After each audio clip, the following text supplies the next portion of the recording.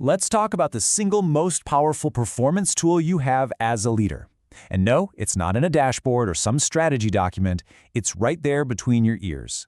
We're talking about that constant inner monologue. You know, the voice that can be your biggest champion or your harshest critic?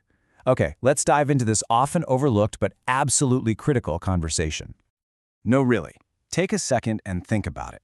When the pressure is on, when things go sideways, what's the tone of that voice in your head? Is it a coach, a critic, or does it jump straight to the worst-case scenario? Because that voice, well, it's steering a lot more than just your mood. And this quote from Donald Fleming just nails it. This is the core idea we're going to unpack. And just to be clear, this isn't about some vague, fluffy, positive thinking. We're talking about a strategic, daily practice that has a direct impact on how effective you are, how resilient you are, and ultimately your team's results. So why is this so critical right now? Well, because the modern leadership landscape is a total pressure cooker. And that inner voice is either helping you manage the heat or it's cranking up the dial. I mean, think about your day-to-day. You've got volatile markets. You're trying to figure out how to actually use AI, and you're managing teams you might barely see in person. It's a lot, and the data shows the strain is real. Manager engagement is taking a hit globally. This isn't just a people problem, it's a real performance problem. Now, if you're thinking this all sounds a little soft, hang with me. We're about to get into the science. Because a ton of research shows that managing your self-talk is a hard-edged tool for high performance. This isn't just about feeling good, it's about executing better. First up, get this. A massive meta-analysis of over 30 studies found that specific, instructional self-talk, we're talking clear, actionable phrases, significantly improves how well you perform, especially on complex stuff. So instead of a vague, "you got this," something like, "Okay, first, focus on the opening question," is way more effective. Okay, this next one is really cool. It's called distanced self-talk. Research shows that just by using your own name when you talk to yourself, like, "Alex, what's the next right move here?" you actually create a little bit of psychological distance. It literally cools you down in high-pressure moments, which lets you make more rational, less emotional decisions. And let's get one thing straight.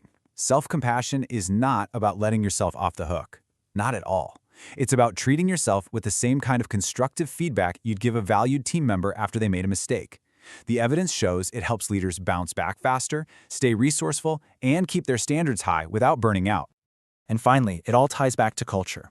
When a leader's inner voice comes from a place of a growth mindset, that core belief that skills can be built, it changes everything.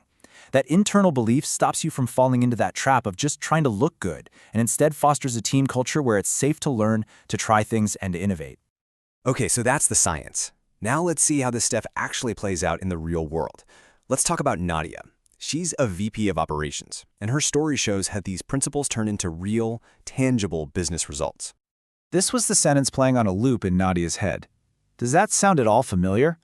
It's that classic high achiever monologue, and it was driving her to work 12-hour days, run these long reactive meetings, and have really brittle, stressed out interactions with her team. So over just 60 days, 60, by working on shifting that one inner line, just look at this transformation. Those marathon meetings, they became sharp, proactive stand-ups.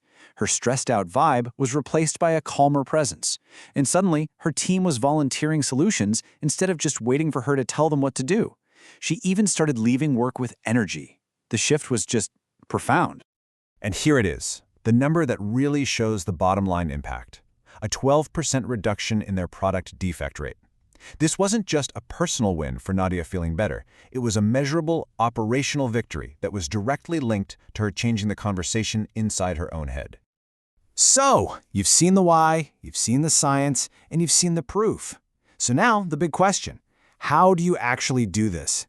This next part is all about the how. Actionable tools you could start using to re-engineer your own inner dialogue, like today. Here is a super simple but powerful 5-minute audit for the end of your day. First, just notice it. What's that thought that was on repeat? Second, name it.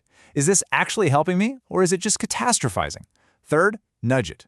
Rewrite it into a clean, actionable prompt. And finally, what's the next step? Connect it to one small action for tomorrow. And here's a playbook for some of those all-too-common leadership moments. Just look at the shift from that harmful default to a better inner line. Instead of, "This meeting is going to go off the rails," it becomes an instructional, distanced prompt. Tailor, surface the decision, then show two options. See how that works? Each new line is designed to move you from just reacting to actually leading. Okay, having a playbook is one thing, but turning these good intentions into automatic habits, that's the whole game. This is where we move beyond just knowing this stuff and into actually doing it. This is about activation, not just education. And the key isn't some massive burst of willpower or a 3-hour workshop. It is all about tiny, consistent, repeatable actions. Small reps done every day are what actually rewire those neural pathways and make this new, better inner dialogue your default setting. And you know, having a system makes this so much easier. You could use a specific planner to lock in a daily phrase, or an app to track that micro-habit and reflect on it. You could even use tools that show you the real-time cost of an unfocused meeting. The goal is just to build an ecosystem around you that helps turn your intention into action almost automatically. All right, let's zoom back out one last time, because this isn't just about what's going on inside your own head. Your private monologue will inevitably become the public voice of your leadership, and that creates a powerful ripple effect across your entire team. This right here, this is the ultimate payoff. When you speak to yourself with clarity and responsibility, you can't help but start speaking to your team that way. When you replace blame with problem solving in your own mind, you start doing it in your one-on-ones. That's not just leadership. That's how you actually build a resilient, high-performing culture. So I'll leave you with this question. That conversation in your head, it's happening right now whether you like it or not. It's shaping your decisions, your energy, and your team's culture every single minute. The only real choice you have is whether or not you want to be its author. So, what story are you going to write?